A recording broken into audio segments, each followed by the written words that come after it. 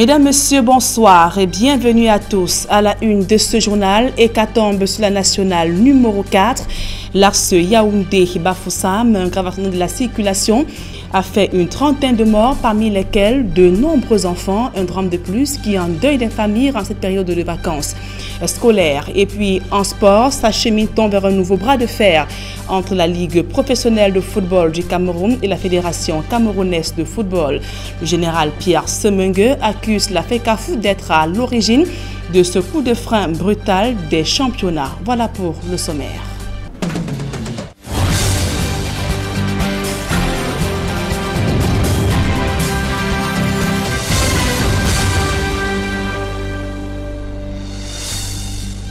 Mesdames, Messieurs, une fois encore, bonsoir et merci d'honorer ce rendez-vous de l'information sur Equinox Télévision.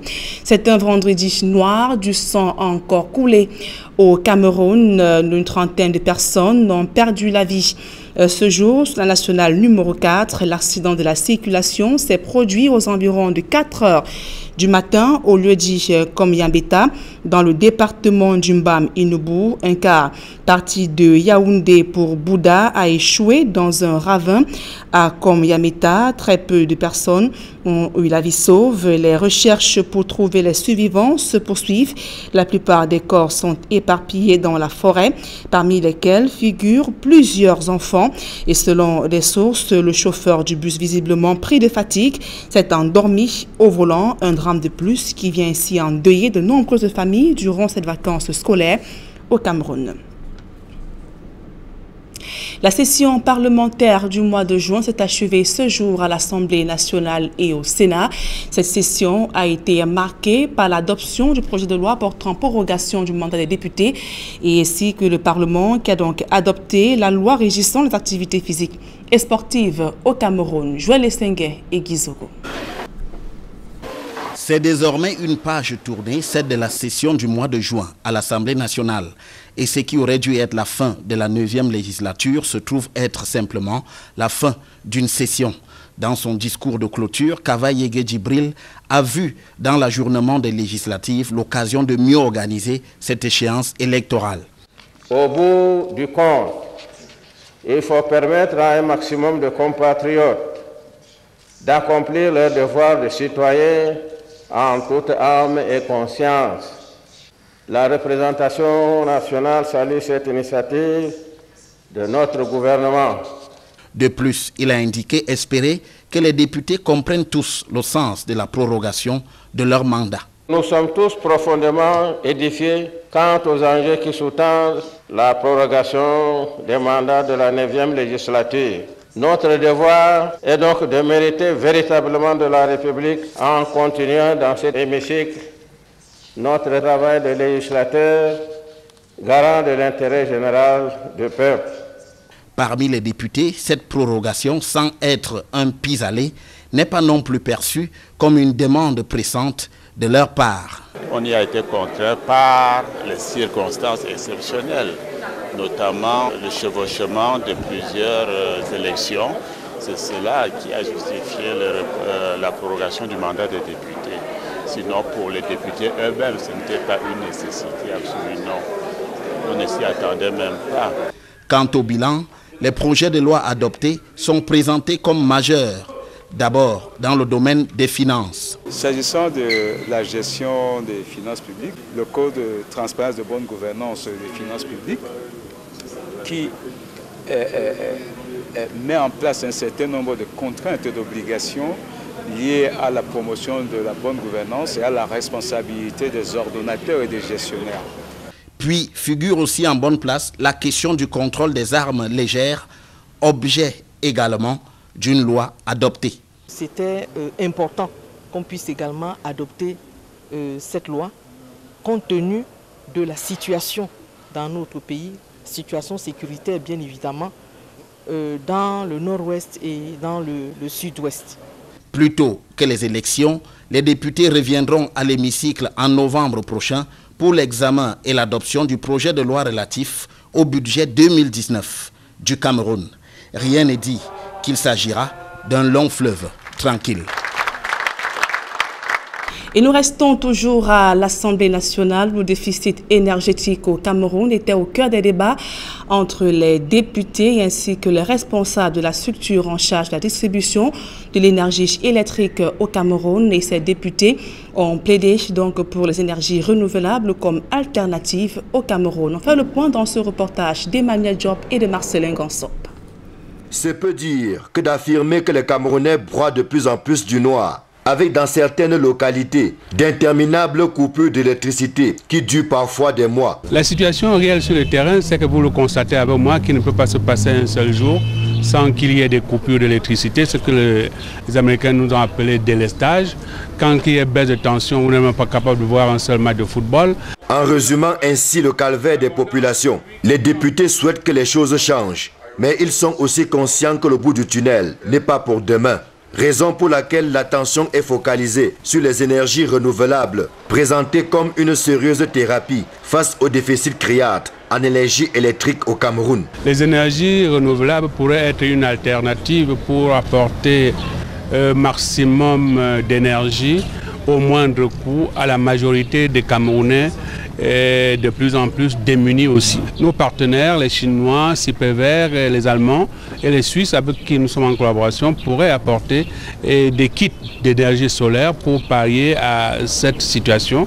Interpellé, Eneo n'est pas resté les bras croisés en attendant que le miracle s'opère tout seul. Nous aimerions renforcer la politique du gouvernement en matière de promotion des énergies renouvelables, car nous savons tous que le Cameroun a un grand défi en ce qui concerne la hausse vertigineuse de la demande en énergie. Eneo a réalisé à Djoum, dans le cadre du projet pilote, une centrale solaire d'à peu près 186 kWh crête.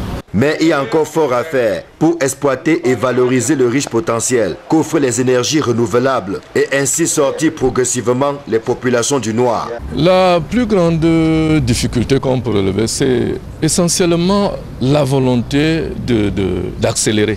Parce que de nos jours, la demande est très forte et il faut accélérer tous les mécanismes, que ce soit des mécanismes législatifs, que ce soit la politique d'approvisionnement, par exemple, avec l'allègement des taxes douanières et ainsi de suite. Bref, développer des incitations qui augmentent les investisseurs, ou si vous voulez la présence des investisseurs au Cameroun pour l'énergie renouvelable. Cette rencontre a le mérite d'avoir éclairé la lanterne des parlementaires qui souffrent autant que le peuple qu'ils représentent, le martyre des délestages et autres baisses de tension et leur lot de conséquences.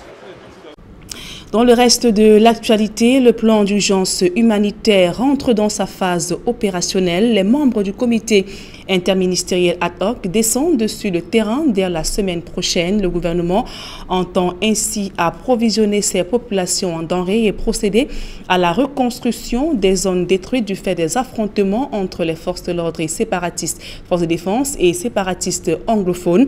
Ainsi, cependant, des questions persistent sur la faisabilité d'un tel projet au regard du climat délétère qui règne dans les régions du nord-ouest et du sud-ouest Cameroun. On fait le point dans ce reportage de Joël Essengue et de Guizogo.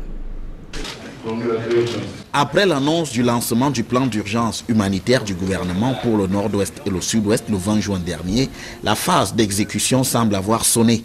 Lors d'une rencontre avec les partenaires internationaux du Cameroun, le gouvernement a fait le tour de cette question avec ceci et a exposé sa méthodologie. Le plan d'action et les actions que nous allons mener sur le terrain. Dans la foulée, une conférence de presse conjointe a été donnée à Yaoundé par les ministres de la Communication et de l'administration territoriale.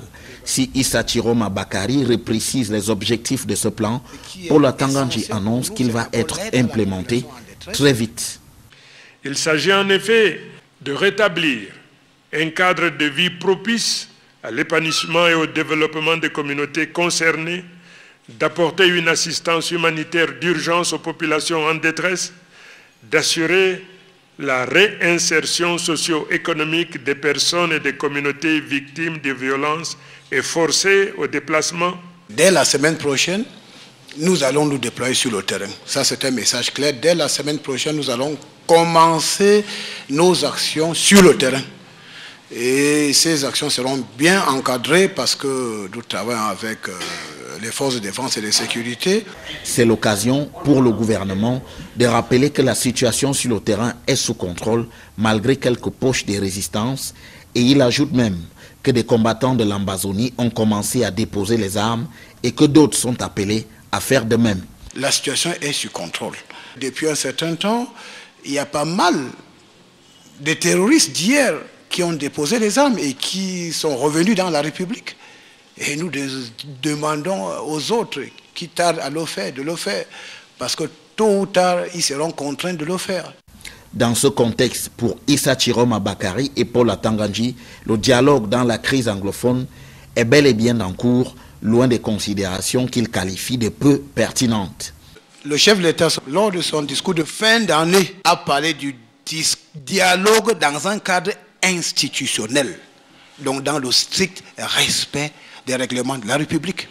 Ce dialogue-là, il est ongoing. Il a commencé avec le premier ministre-chef du gouvernement. L'option retenue donc par le gouvernement est à fond le plan d'urgence humanitaire, et le ministre de l'administration territoriale indique que le cap du milliard est en passe d'être franchi dans le cadre des cotisations actuellement en cours dans le reste du Cameroun en solidarité avec le nord-ouest et le sud-ouest. Et toujours dans ce chapitre, le maire de Boya va en guerre contre les villes mortes dans sa municipalité. Dans une interview accordée ce jour à Equinox Télévision, Ekema Patrick affirme qu'il n'y aura pas de ville morte dès lundi prochain dans la ville de Boya, chef-lieu de la région du sud-ouest Cameroun. Selon lui, la ville est prête pour accueillir le ministre Paul Atanganji qui a annoncé récemment donc l'implémentation du plan d'urgence en faveur des victimes de la crise anglophone. Écoutons le maire Ekema Patrick. On ne peut pas éviter à présenter l'image comme ça se présente sur le terrain. Pendant un bout de temps, la région du sud-ouest a vécu des troubles. Et nous pensons bien que la situation est en main. On est en train de vouloir gérer la situation en évitant les actes de vandalisme et de brutaliser des citoyens. Pendant une séance de presse hier, avec toute la communauté et les forces vives de la municipalité de Boya, nous avons précisé le dialogue, nous avons précisé le vivre ensemble, nous avons insisté pour éviter des troubles et nous avons formulé déjà un dialogue, puisque tout le monde qui passe devant les télévisions pendant ce temps prescrit le dialogue. On doit dialoguer avec qui? Je pense que c'est nos citoyens. Et nous voulons assurer la population qu'il y aura plus de vies à Boya, c'est lundi. Nous avons fait une entente entre les conducteurs des mototaxis, des taxis de ville et des transporteurs interurbains, et dans l'ensemble avec les opérateurs économiques dans la ville qui nous ont assuré de leur volonté de faire joindre la mairie pour animer l'économie de la ville lundi. Donc nous vous invitons lundi à Boya, que tous les yeux doivent se canaliser à Boya pour voir si ce que nous vous disons doit se pratiquer. Nous avons préparé le terrain pour accueillir cette assistance. Donc dès que l'équipe vient à Boya, on a un pas déjà avancé. Nous allons rassembler tout le monde pour accueillir l'équipe et aussi recevoir les dons qui ont été offerts par les hommes de bonne volonté de ce pays. Et je précise et j'insiste, nous ne connaissons pas deux Cameroun, nous connaissons une Cameroun qui restera un et indivisible. On parle de toute autre chose à présent. Victimes des affres de la secte islamiste Boko Haram, les populations de la région de l'extrême nord Cameroun sont confrontées à un problème de malnutrition. Les femmes et les enfants sont les plus touchés par ce fléau.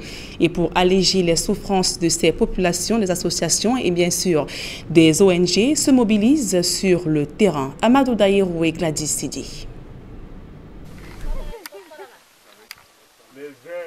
Au village Mazi, situé dans le département du Mayo-Tanaga, arrondissement de Mozogo, les femmes sont éduquées sur les attitudes à adopter pour une meilleure alimentation de leur progéniture. Est-ce que ça porte vraiment des fruits? Ici, 80% d'enfants sont passés de vie à trépas à cause de la malnutrition. Et la guerre contre Boko Haram en est la principale cause, à en croire les populations. Mais ces dernières peuvent désormais pousser un ouf de soulagement après le passage dans leur localité des responsables du projet Plan Cameroun en association avec le gouvernement allemand. C'était jusqu'à 10 cas ou 20 cas de morts, mais actuellement là, c'est 0 cas. Après l'avènement du plan. Bon, avant il y avait des cas de décès, mais actuellement, un an là, il n'y a même pas un cas de décès, même pas un cas. On avait un nombre un peu pléthorique, mais maintenant avec l'avènement de démonstrations linéaires, nos femmes ont déjà appris et nos parents qui sont en train de faire l'effort pour bannir la maladie de la malnutrition. Nous sommes presque même à 70% guéris de nos malnutritions. On fait la démonstration culinaire avec les farines. De la farine, du lait, de la bouillie, les femmes ont été invitées à privilégier les aliments pouvant procurer force et énergie à leurs enfants. Une cellule d'écoute des victimes de viol et toute autre forme d'agression a aussi été mise sur pied. Les femmes et les enfants ont payé le plus lourd tribut, si bien que les femmes étaient exposées à beaucoup de risques, notamment les violences physiques, les violences psychologiques, les dénis de ressources, les viols, les cas d'agression de toutes sortes. Avec l'appui de certains partenaires humanitaires, ces violences ont été gérées de manière positive dans l'ensemble, puisque au niveau du département, nous avons une plateforme qui travaille essentiellement sur les violences basées sur le genre. En plus des conseils et enseignements, les populations du village Mazi ont bénéficié de plusieurs denrées alimentaires, des pagnes, des chaussures, de quoi tenir pendant quelques mois. Les nouveaux responsables de l'hôpital général de Douala, récemment nommés, ont été invités à mettre fin aux batailles de leadership au mauvais accueil des patients et l'insalubrité qui dégradent l'image de cette structure sanitaire. Les recommandations faites par le ministre de la Santé publique, André Mamafouda, a procédé ce jour à l'installation du professeur Elvis Ngolengole et du professeur Luma Henri Namé, respectivement PCA et directeur général de l'hôpital général de Douala. Georges Mitterrand et Flavien Valondongo. Des multiples grèves organisées par des insuffisants rénaux à cause des ruptures des kits de dialyse, le plateau technique quelque peu désuète, sont entre autres dérives qui dégradent l'image de marque de l'hôpital général de Douala depuis quelques mois déjà. En installant la nouvelle équipe dirigeante de cette formation sanitaire dite de référence au Cameroun, André Mamafouda a exhorté les nouveaux acteurs à redorer le blason de la structure sanitaire. Il faut que l'hôpital soit bien tenu, toujours propre, que les professionnels de santé qui travaillent soient à leur poste et fassent preuve de disponibilité envers les patients, mais surtout qu'ici, il y a un travail d'équipe toujours et que les patients qui viennent ici sachent qu'ils vont recouvrer leur santé dans de très bonnes conditions. Professeur Elvis Ngolengole, ancien membre du gouvernement et désormais président du conseil d'administration de l'hôpital général de Douala, a été aussi appelé à faire disparaître le phénomène du mauvais accueil des patients, saupoudré d'une odeur de leadership qui animait les membres de l'équipe sortante. Puisque la collaboration est très nécessaire, il faut un esprit d'équipe. Il faut d'abord que les patients soient nos rois. Les patients doivent être nos rois. En deuxième lieu, il faut que l'hôpital soit toujours propre, accueillant. Professeur Luma Henri Namé, 61 ans, nouveau directeur de l'hôpital général de Douala et ancien directeur médical de la dite structure sanitaire, a du pain sur la planche. C'est donc une grande opportunité à saisir par la nouvelle équipe managériale pour favoriser l'émergence de nouveaux modèles productifs. Et c'est un catalyseur pour susciter les transformations, d'impulser des ajustements qui doivent concourir à de meilleures performances. L'insalubrité, l'anarque et le détournement des patients sont des combats qui interpellent les nouveaux dirigeants de l'hôpital général de Douala.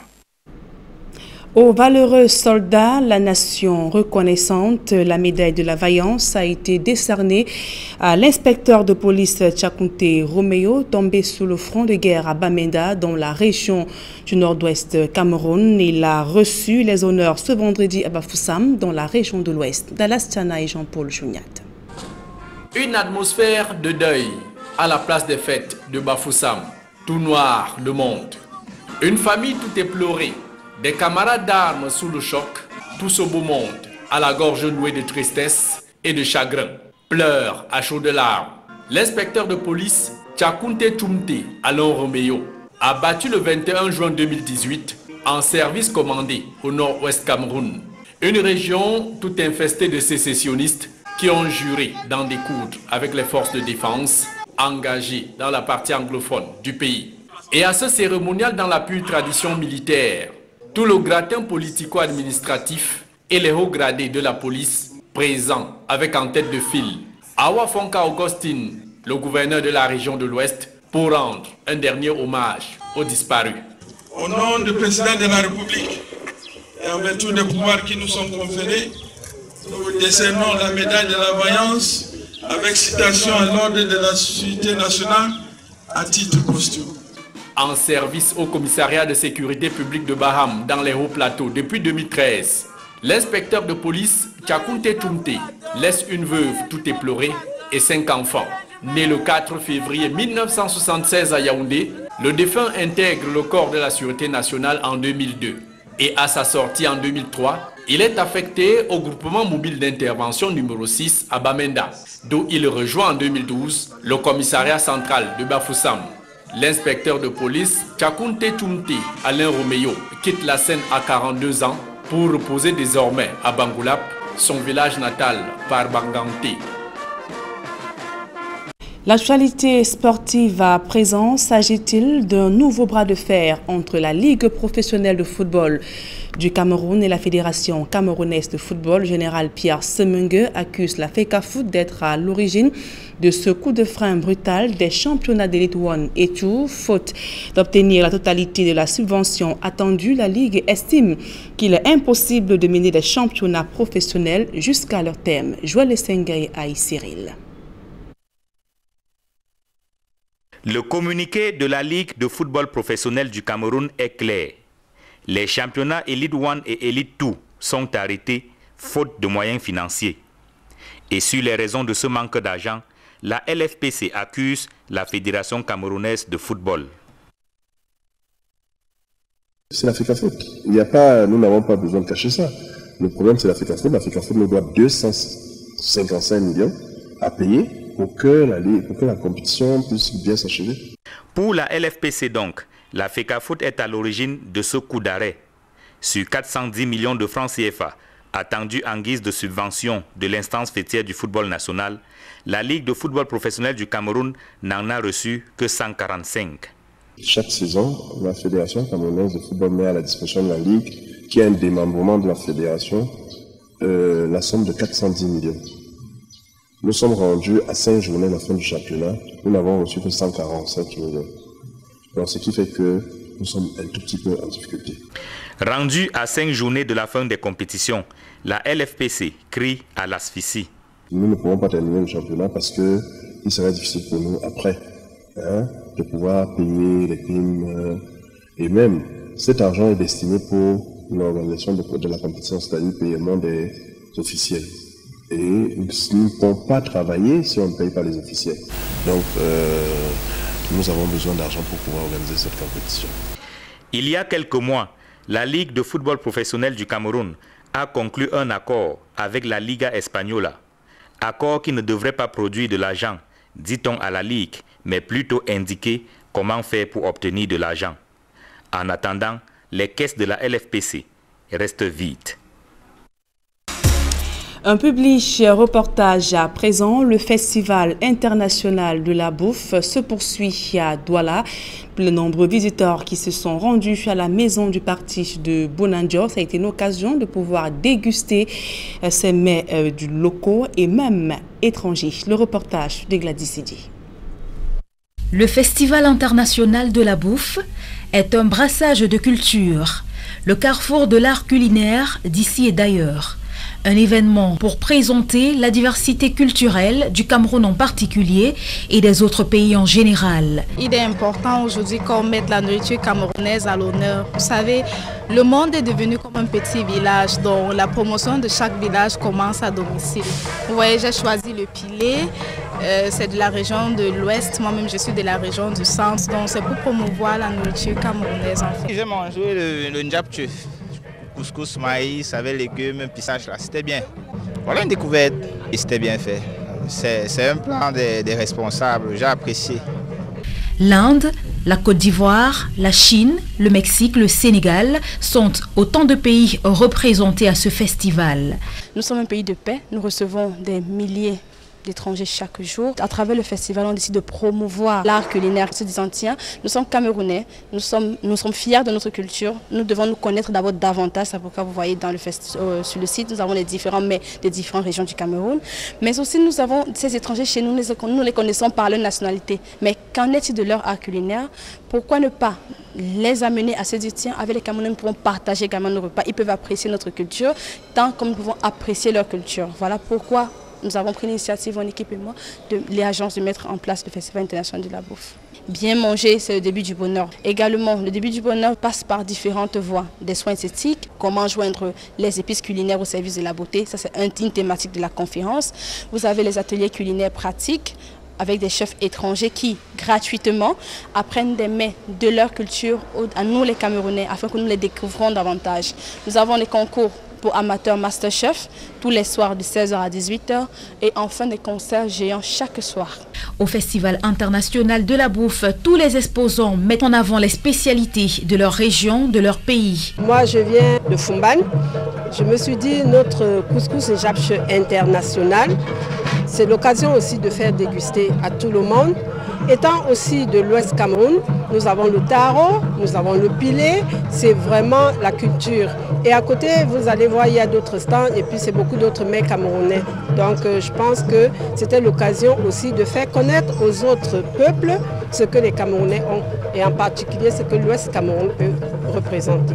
Les mets que nous proposons au public, nous avons de la tchéké. La tchéké, c'est un plat local de la Côte d'Ivoire. Nous avons le foutou, nous avons la sauce graine, nous avons la loco, nous avons la sauce djungwele. Venez goûter ivoirien et tout, il y a un peu de tout, il y a la tchéké, il y a tout. Le Festival international de la bouffe se déroule à la maison du parti de Bonanjo et s'achève le 8 juillet. Et bon appétit si vous êtes à table. Mesdames et messieurs, c'est ici que nous mettons un terme à ce journal. Merci pour votre aimable attention. À suivre tout juste après ce journal, votre magazine Tendance économique.